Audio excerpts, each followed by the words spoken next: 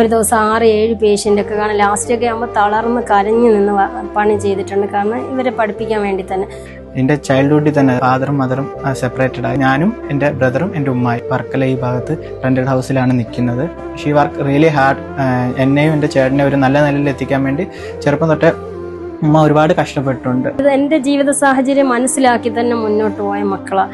So അവരെ help ചെയ്യണം എന്നെനിക്ക് പണ്ട് തൊട്ടേ ഒരു ആഗ്രഹമുണ്ട്. ഒരു 19 വയസ്സൊക്കെ ആയപ്പോഴത്തേനും ഉമ്മയുടെ ഭാരം ഒന്ന് കുറയ്ക്കാൻ വേണ്ടി എൻ്റെ ചേട്ടനും ജോലിയിലേക്ക് കടന്നു. അവൻ ഈ ഡിഗ്രി പഠിക്കുന്ന ടൈമിൽ തന്നെ ഞാൻ വർക്ക് ചെയ്യുന്നുണ്ടായിരുന്നു. നൈറ്റ് ആയിരുന്നു ജോബ്. 8 മണി തൊട്ട് രാവിലെ 8 മണി വരെ, അല്ലെങ്കിൽ 7 to 7. എൻ്റെ സ്ലീപ്പ് റൂട്ടീൻ ഭയങ്കര മോശമായിരുന്നു. And my health conditions are really worse. എന്നിട്ടും കോളേജിൽ 3 വർഷം ഒരു സപ്ലി പോലും ഇല്ലാതെ നല്ല മാർക്കോടുകൂടി തന്നെ പാസ്സായി ഇറങ്ങിയത്.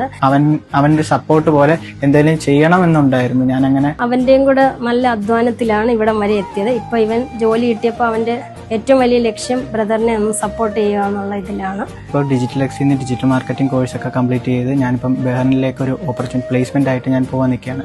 I think make my parents proud. ഒരാൾ പോയി 3 വർഷമായി. ഇപ്പൊ ആദിലിന്റെ ജോലിയും കൂടെ ആയപ്പോൾ ഐ ആം വെരി ഹാപ്പി.